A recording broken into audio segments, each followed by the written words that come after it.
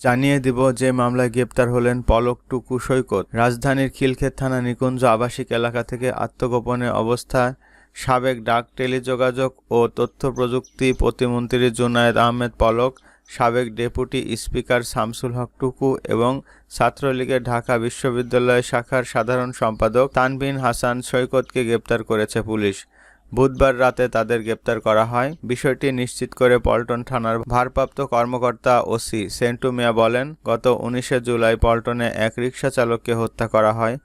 ওই মামলায় জুনায়েদ আহমেদ পলক, শামসুল হক টুকু ও তানভীর হাসান সৈকতকে গ্রেপ্তার করা হয়েছে। ফাতেমা খাতুন নামে একজন নারী এ মামলা করেছে বলেও জানান তিনি। জুনায়েদ আহমেদ পলক 2008 সালে নবম জাতীয় সংসদ নির্বাচনে রাজশাহী বিভাগের নাটোর জেলার সিংড়া উপজেলা থেকে বাংলাদেশ আওয়ামী লীগের মনোনয়ন নিয়ে সংসদ সদস্য হিসাবে নির্বাচিত হন। বাংলাদেশের সর্বকনিষ্ঠ